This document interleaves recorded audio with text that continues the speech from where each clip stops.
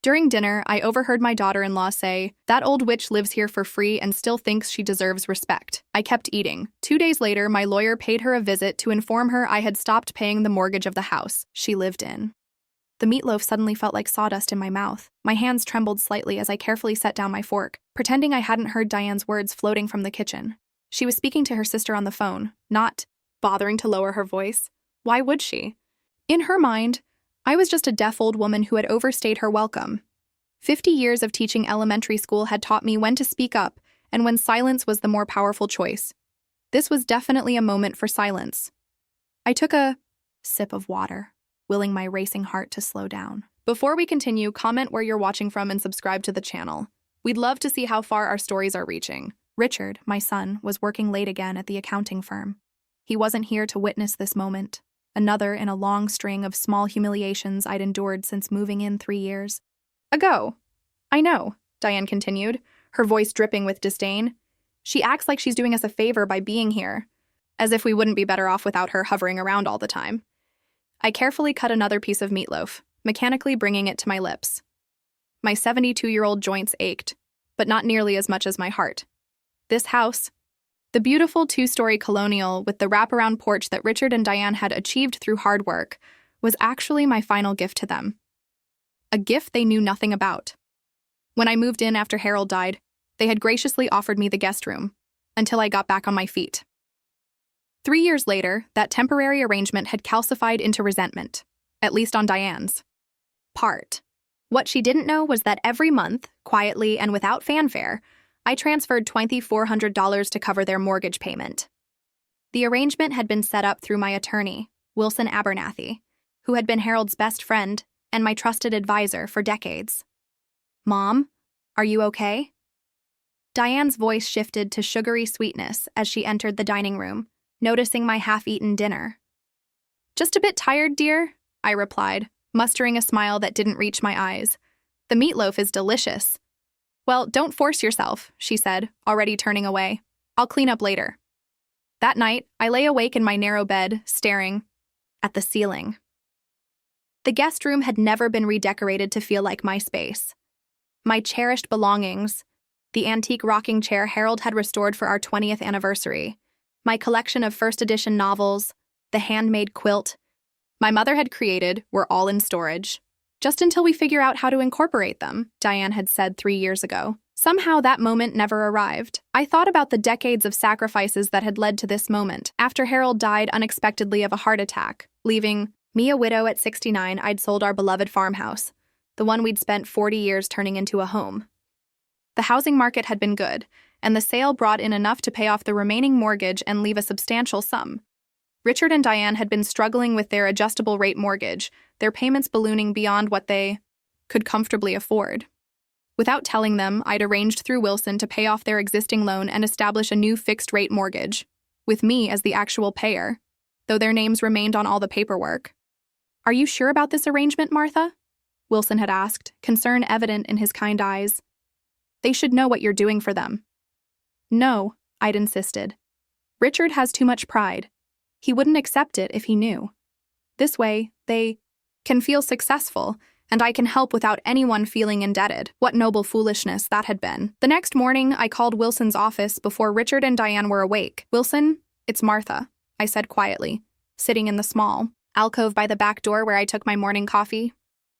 "I need to see you today, it's important." 3 hours later, I sat in the familiar leather chair across from Wilson's desk, my hands clasped tightly in my lap to stop their trembling. "Martha, you don't look well," he said, genuine concern in his voice.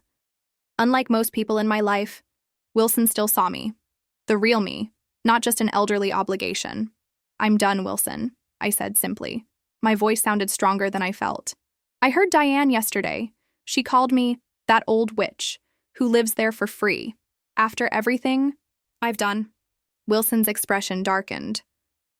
"I warned you about this arrangement." "Yes, you did," I acknowledged. "And you were right. But that's water under the bridge now. I want to stop the payments immediately." "Martha, are you certain? This is a significant decision." I nodded, a strange sense of calm settling over me. "I've given enough. Too much, perhaps." I want to use what's left of my savings to find my own place, something small but mine. And I want them to know the truth. Wilson leaned back, studying me. They won't take this well. No, I agreed. They won't. But I'm 72 years old, Wilson.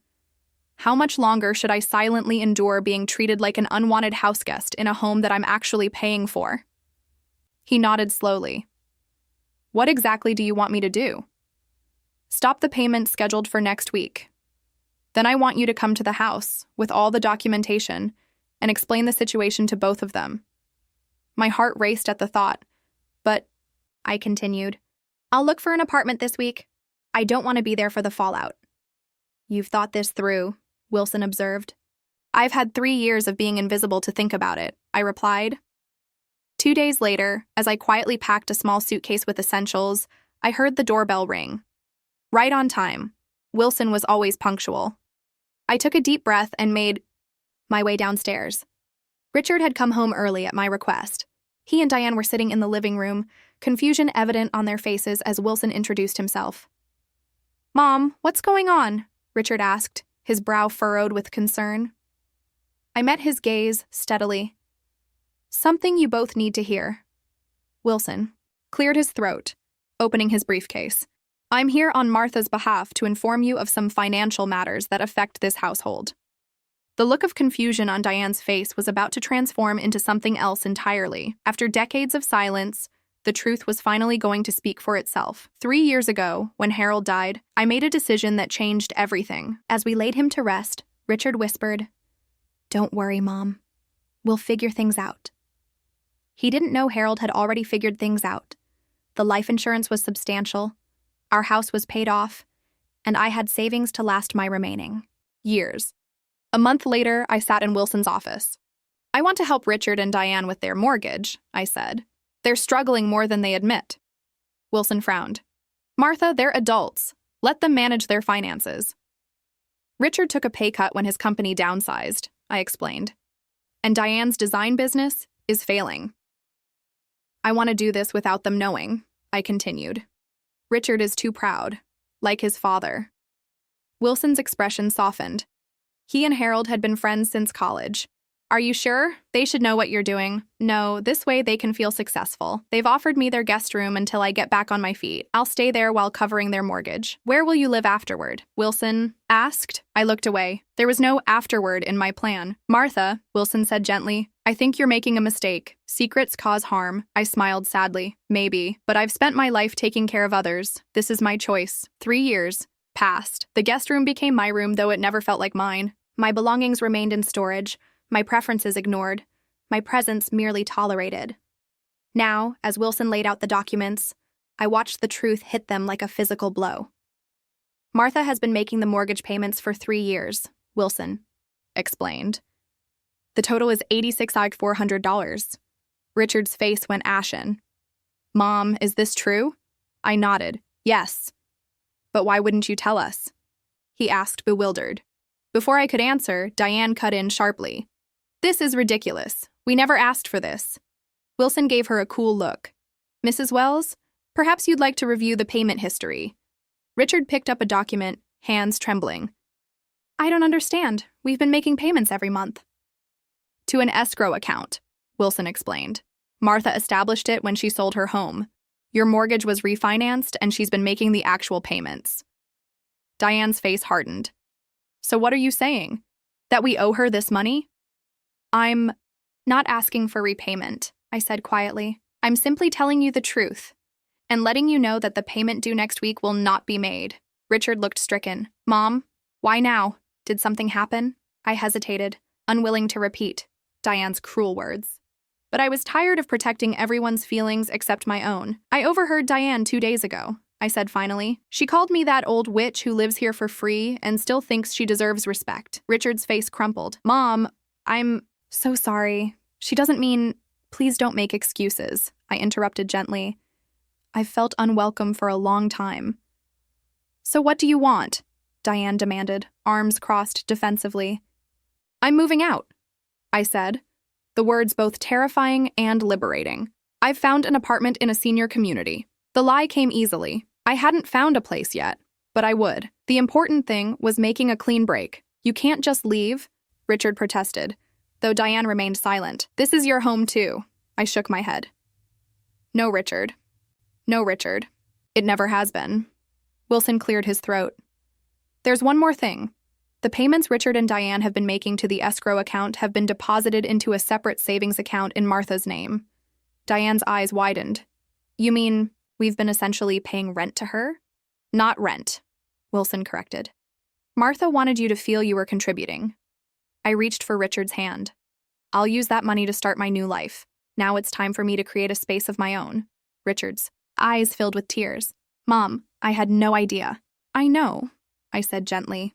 That was my choice. Diane stood abruptly. I need some air. She stalked out, the door slamming behind her. That night, as I packed, I heard Richard and Diane arguing downstairs. Their voices carried fragments. Disrespectful. Never told me.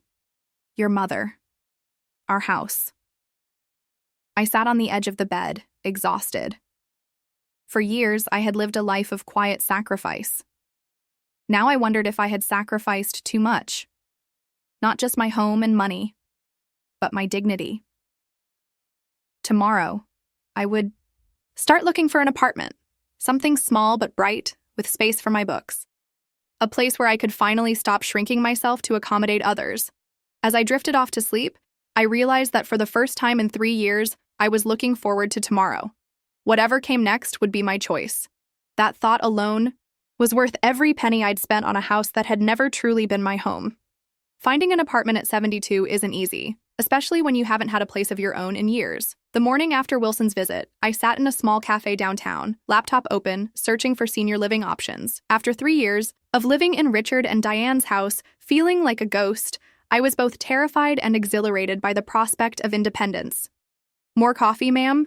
A young waitress smiled at me. Please, I replied. And I'm Martha. I'm Jenny. She refilled my cup. Looking for a place? She nodded toward my screen. Yes, starting over at my age. Jenny's smile softened. My grandmother did that at 75 after my grandfather passed. Said it was the most freeing thing she ever did.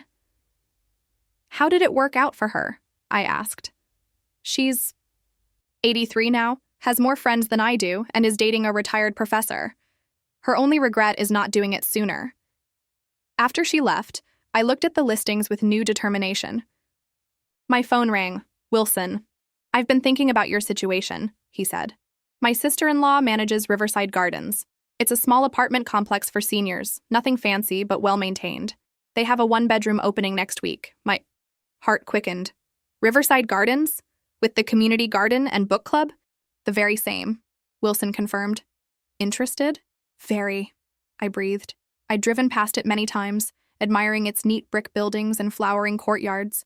I'll set up a viewing for tomorrow. After we hung up, I felt something I hadn't experienced in years. Hope. But as I drove back to Richard and Diane's house, dread settled over me again. The past day had been relatively quiet. Richard had left for work early, avoiding conversation. Diane had barely acknowledged my presence at breakfast. I noticed Richard's car in the driveway when I arrived home. He rarely came home for lunch. Something was wrong. Inside, I found him at the kitchen table staring at his laptop. His face was pale, his tie loosened. Richard? What's happened? He looked up, his expression pained. The bank called. They're concerned about the missed mortgage payment. But it's not due for another week, I frowned. There's a problem with the transition, and Diane's business is struggling. We don't have the full amount ready. How much are you short? I asked. About half, he admitted. I can get an advance on my paycheck, but not until next Friday. I reached for my purse. I can help with this month. No, his voice was firm. You've helped enough, Mom. I studied. My son, the worry lines that hadn't been there when he was younger, the flecks of gray at his temples. When had he grown so old? It's just a loan, I said gently. Richard shook his head. Diane and I need to figure this out ourselves. I nodded, respecting his decision. What about the money in the escrow account? That's your money now, he said firmly, for your new place. Our conversation was interrupted by Diane walking in, arms full of shopping bags from expensive boutiques. She froze briefly when she saw us. You're home early, she said to Richard. Is everything okay? Richard's expression tightened as he looked at the bags. We need to talk about our finances. I stood up. I should give you privacy. No, stay, Richard said, surprising both Diane and me. Mom should hear this too. Diane reluctantly sat down. What's going on? The bank called about the mortgage, Richard explained. There's an issue with the transition, and we don't have enough for the full payment. Diane's eyes darted to the shopping bags, then away. I'm sure we can figure something out. Maybe borrow from your 401k? That would take too long, Richard said. And there are penalties. He gestured to the bags. What's all this, Diane? We just talked about cutting back. She stiffened. It's nothing. Just a few things I needed. We need to pay our mortgage, Richard said, his voice rising slightly. I watched them, noticing how Diane shifted blame, minimized her spending while maximizing her righteousness, a pattern I'd seen for years but never fully acknowledged. Maybe I should help with this month's payment, I suggested again. Diane's eyes lit up, but Richard shook his head. No, Mom, we're not going to keep depending on you.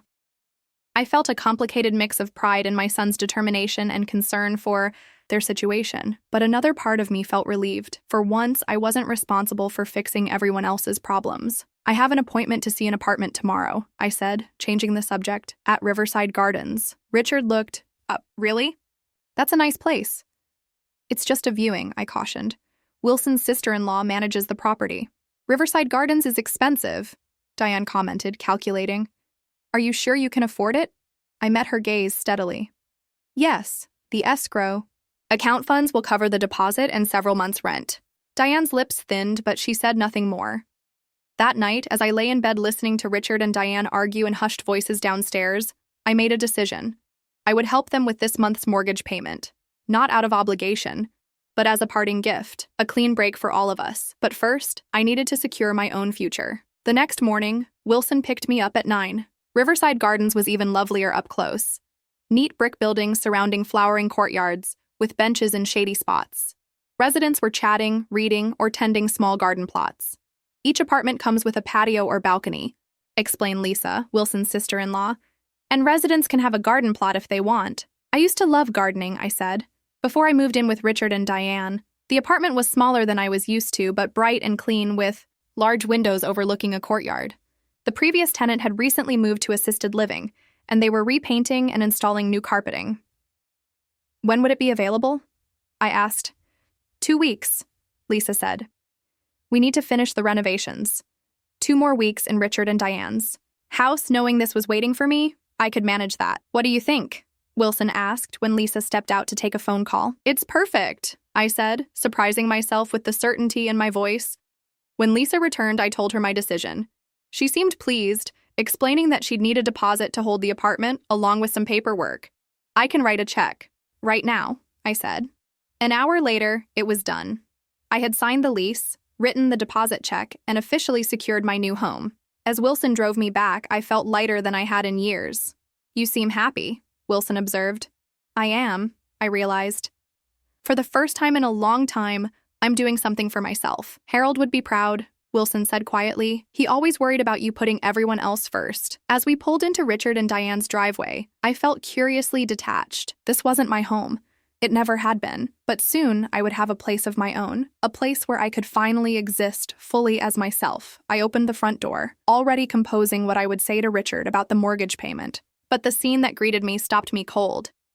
Richard and Diane were in the living room with a tall, elegant woman I'd never seen before. They fell silent as I entered. Mom, Richard said, his voice strained. This is Elaine Mercer. She's a real estate agent. We were just discussing options. The implication was clear. They were considering selling the house I had sacrificed everything to help them keep. The silence in the living room was deafening. I stood frozen in the doorway, purse clutched in my hand as I processed what was happening. A real estate agent. They were planning to sell the house I had paid for. Mrs. Wells, the agent stepped forward, hand extended. Elaine Mercer, your son speaks very highly of you. I shook her hand automatically, social conditioning taking over despite my shock. Richard cleared his throat. Mom, we were just exploring some options, with the mortgage situation. I see, I said, my voice surprisingly steady. When were you planning to tell me? Diane's chin lifted with familiar defiance. We're just gathering information. There's nothing to tell yet. Elaine glanced between us, sensing the tension. Perhaps I should come back another time, when you've had a chance to discuss things as a family. That would be best. That would be best. Richard agreed quickly. After escorting Elaine out, Richard returned, shoulders hunched defensively. Mom, it's not what you think. What is it then? I asked quietly. We can't afford the mortgage, he admitted, sinking onto the couch. Not without your help. We've been living beyond our means for years. Diane crossed her arms. Downsizing is the responsible choice. I felt oddly conflicted, hurt that they would consider selling the house I'd sacrificed so much for, yet relieved. They were finally facing reality. I secured an apartment today, I told them. At Riverside Gardens. I move in 2 weeks. That was fast, Diane remarked, something calculating in her eyes. Wilson helped, I explained. His sister-in-law is the property manager. Richard looked concerned. Are you sure about this, Mom? It's all happening so quickly. I'm sure, I said firmly. It's time.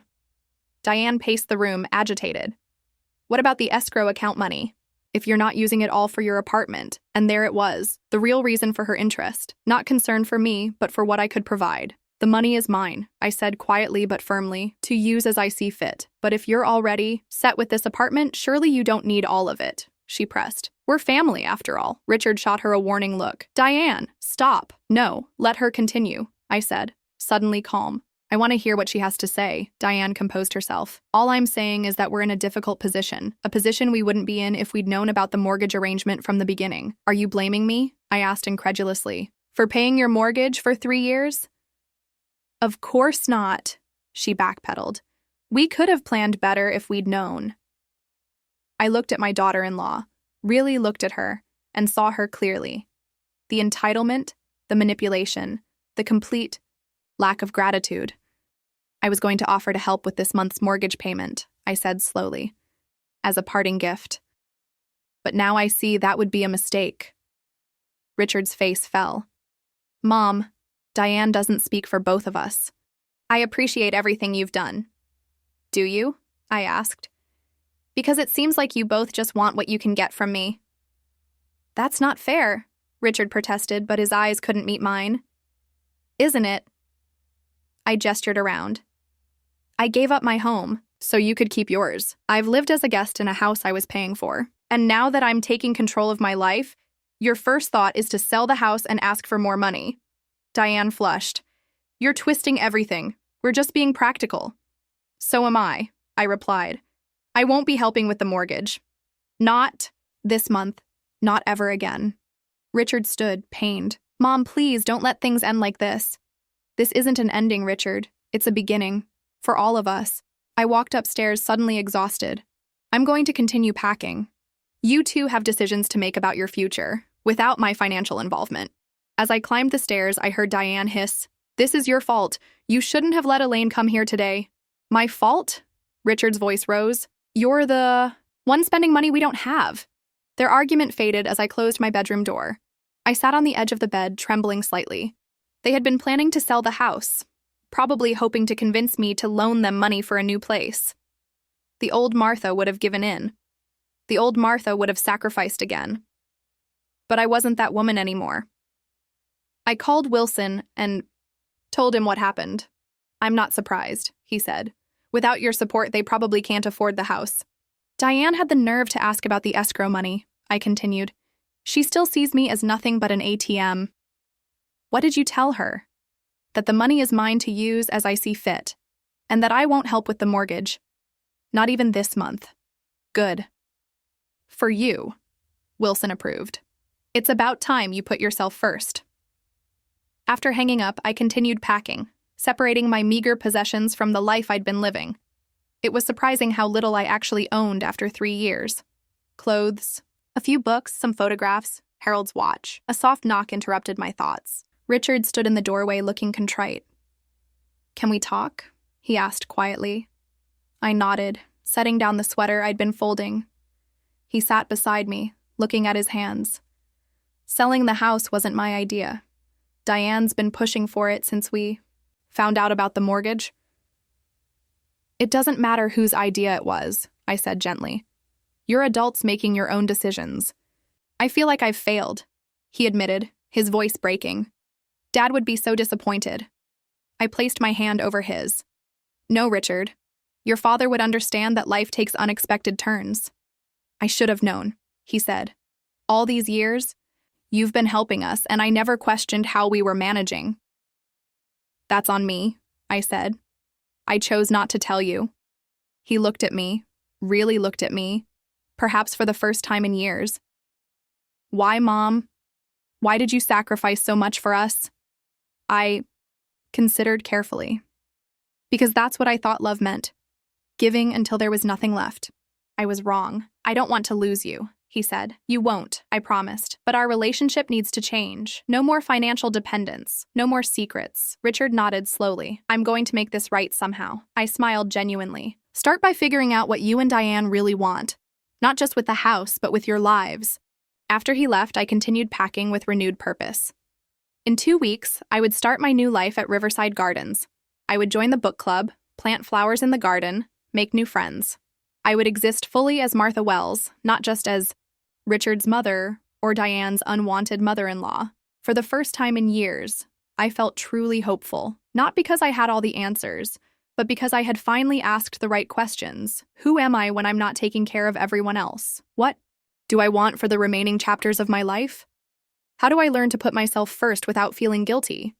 As I drifted off to sleep, I realized I was looking forward to discovering the answers. On my own terms, in my own space, living my own life. The house I had sacrificed so much for was never meant to be my home.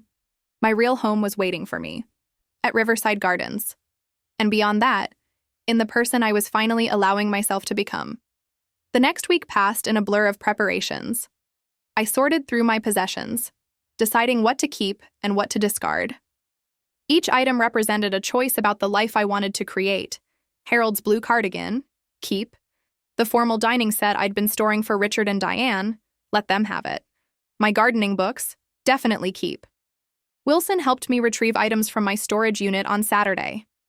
Walking into the small space felt like stepping into a time capsule.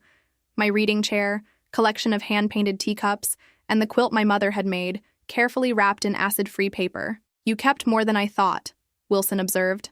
I couldn't bear to part with everything, I admitted, even when I thought I'd never have my own place again. By mid-afternoon, we had filled Wilson's car with the first load of my treasures to be stored at his house until my move-in date. When I returned to Richard and Diane's house that evening, the atmosphere had changed. Richard greeted me with a strained smile. Diane was nowhere to be seen, and dinner was takeout pizza on paper plates, a far cry from the home-cooked meals I usually prepared. How was your day? Richard asked. Productive, I said. Wilson helped me go through my storage unit. Richard nodded, his expression complicated.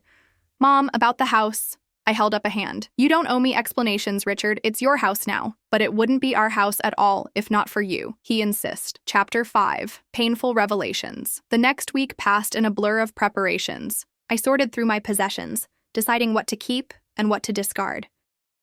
Each item represented a choice about the life I wanted to create. Harold's blue cardigan, keep. The formal dining set I'd been storing for Richard and Diane. Let them have it. My gardening books, definitely keep. Wilson helped me retrieve items from my storage unit on Saturday. Walking into the small space felt like stepping into a time capsule. My reading chair, collection of hand-painted teacups, and the quilt my mother had made, carefully wrapped in acid-free paper. You kept more than I thought, Wilson observed, as we sorted through boxes. I couldn't bear to part with everything, I admitted, even when I thought I'd never have my own place again. By mid-afternoon, we had filled Wilson's car with the first load of my treasures to be stored temporarily at his house until my move-in date. When I returned to Richard and Diane's house that evening, the atmosphere had changed. Richard greeted me with a strained smile. Diane was nowhere to be seen, and dinner was takeout pizza on paper plates, a far cry from the home-cooked meals I usually prepared. How was your day? Richard asked, setting a slice on my plate. Productive, I said. Wilson helped me go through my storage unit. Richard nodded, his expression complicated. Mom, about the house. I held up a hand. You don't owe me explanations, Richard. It's your house now, your decision. But it wouldn't be our house at all if not for you, he insisted. And after what you've done, it feels wrong to just sell it. Life changes, I said simply. We adapt. We ate in silence for a few minutes before Richard spoke again, his voice hesitant. Diane's sister called today. She's getting divorced, needs a place to stay. Diane offered her our guest room, your room, after you leave. I absorbed this information, wondering if that had been the plan all along, to replace me with someone Diane actually wanted around. I see, I said carefully. When does she arrive? Richard looked uncomfortable. That's the thing. She needs to move in next weekend. I told Diane it was too soon, that you might not be ready, but Diane insisted. I finished for him. And you gave in, as usual.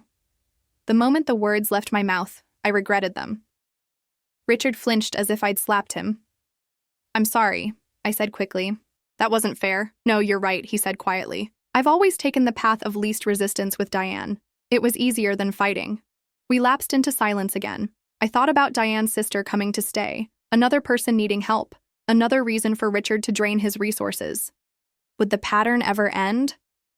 I need to ask you something, Richard said abruptly, and I want the absolute truth. I nodded, curious. Have you been happy here? Ever? The question caught me off guard. I considered deflecting, offering a polite half-truth to spare his feelings. But hadn't there been enough secrets between us? No, I said softly. Not really, Richard exhaled, as if he'd been holding his breath. I was afraid of that. It's not. Your fault, I added quickly. You tried to make me feel welcome. Not hard enough, he said bitterly. I let Diane set the tone, and she made it clear from day one that you were temporary, an obligation. I couldn't deny it. Why did you let her treat me that way? Richard's shoulders slumped. Because I'm weak. Because I was afraid of losing her.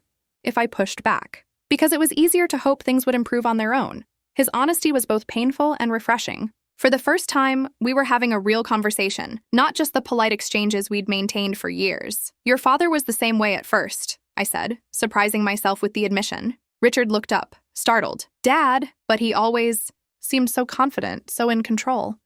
I smiled sadly. That came later. When we were first married, he let his mother run right over both of us. I was the woman who stole her son, never good enough, never welcome in her home. I never knew that, Richard said. Harold didn't stand up to her until I was pregnant. With you, I continued. She made some comment about how I wasn't fit to raise a child, and something in him just snapped. He told her if she couldn't respect his wife, she wouldn't be part of our lives. What happened? Richard asked. She didn't speak to us for 6 months. Then she showed up at the hospital when you were born, apologized to me, sincerely, and things were better after that. Not perfect, but better. Richard absorbed this story, his expression thoughtful. I always thought you and Dad had the perfect marriage. No marriage is perfect, I said gently, but we learned to stand up for each other. That made all the difference. A key turned in the front door, and Diane walked in, shopping bags in hand. She paused when she saw us sitting together, something wary in her expression. Am I interrupting? She asked, though her tone suggested she didn't really care. Not at all, I said, rising to clear my plate. I was just heading upstairs to continue packing. Richard caught my hand before I could leave. Thank you, Mom, for telling me about Dad. I squeezed his hand in response, then headed upstairs, leaving Richard to deal with Diane. As I climbed the stairs, I heard Diane's voice, sharp and accusatory. What were you two talking about for so long? I didn't wait to hear Richard's response. I had my own concerns to focus on. The next morning, I was surprised to find Richard alone in the kitchen making coffee. Usually he was gone before I came downstairs. No work today? I asked, reaching for a mug. I called in, he said, pouring coffee for both of us. I need to talk to you, and I didn't want to wait. We settled at the kitchen table, morning sunlight streaming through the windows. Richard looked tired, as if he hadn't slept well. Diane and I had a long conversation last night, he began. About a lot of things. The house, our finances, our marriage. He took a deep breath. I told her I wasn't comfortable with her sister moving in so quickly, that we needed to respect your timeline. I blinked, surprised. How did she take that? Not well, Richard admitted with a grimace. She accused me of choosing you over her. Said if I'd been this assertive about our finances years ago, we wouldn't be in this mess. She's not entirely wrong, I pointed out gently. No, she's not, Richard agreed. But the way she said it. It was mean, Mom, like she wanted to hurt me.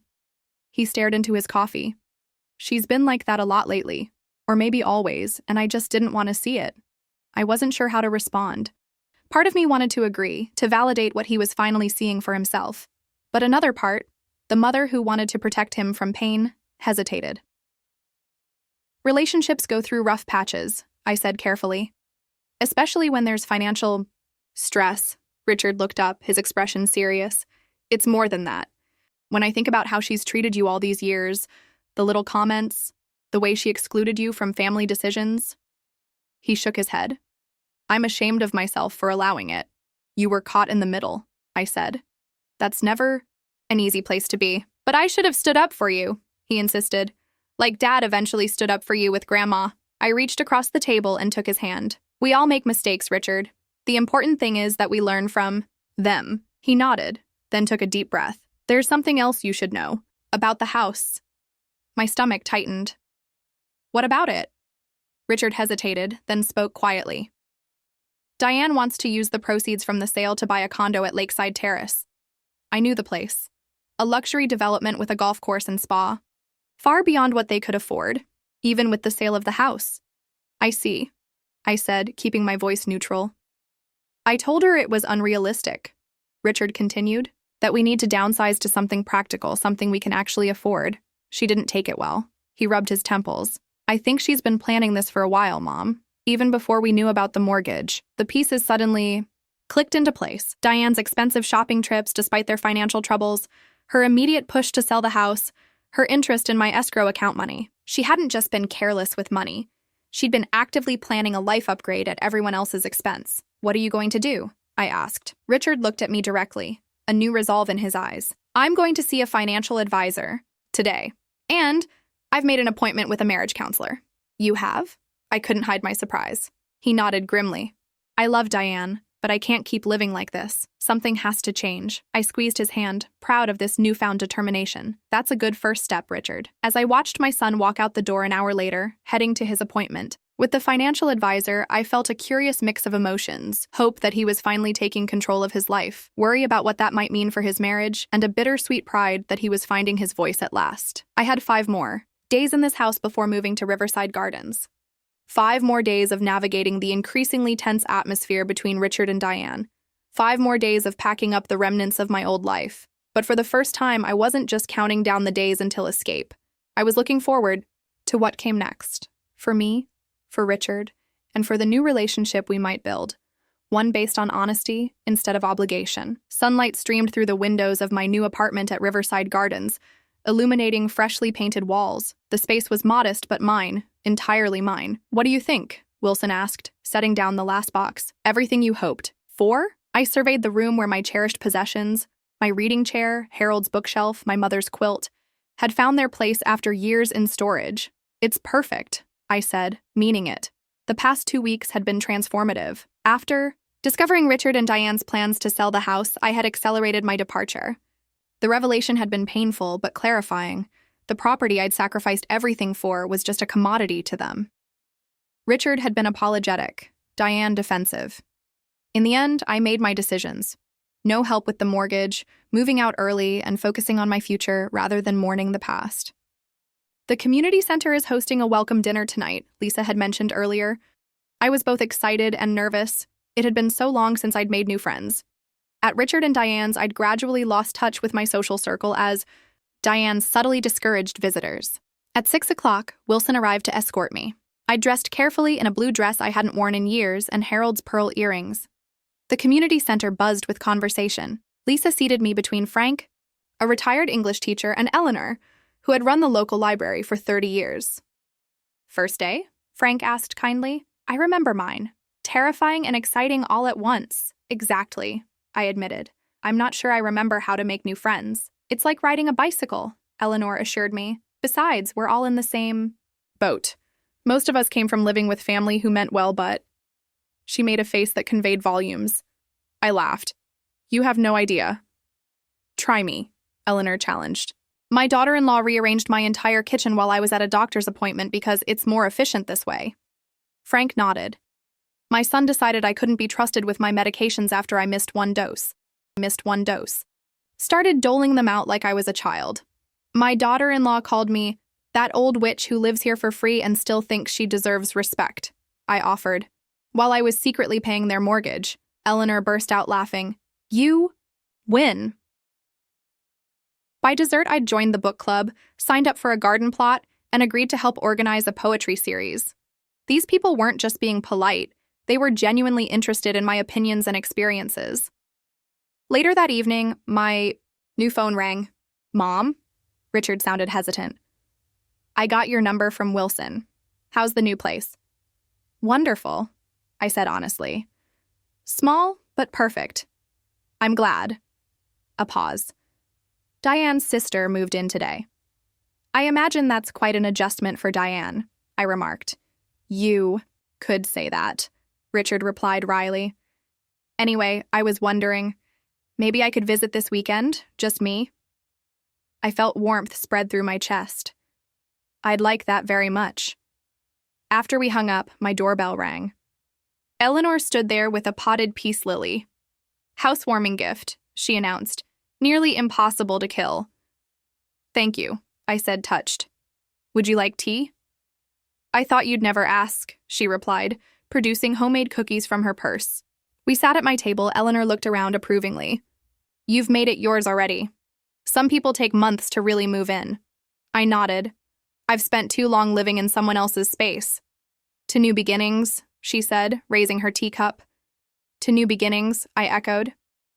Later, preparing for bed, I thought about my journey, the pain of Diane's words, the mortgage revelation, the difficult conversations with Richard, all necessary steps to this moment. I wondered what Harold would think. Wilson's words returned to me. Harold would be proud. He always worried about you putting everyone else first. As I drifted off to sleep, I felt profound peace. For perhaps the first time ever, I had put myself first, not selfishly, but as an act of self-respect. My new home wasn't just a physical space. It was a state of mind, a place where I could exist as Martha Wells, not as Richard's mother or Diane's unwanted mother-in-law, but as myself. Tomorrow, I would wake in my own bed, make coffee in my own kitchen, and read in my own chair. I would meet Eleanor for lunch, attend book club, and plan my garden. The house I had sacrificed for had never truly been my home. My real home, both the space and the life I was creating, had been waiting for me all along. All I had to do was claim it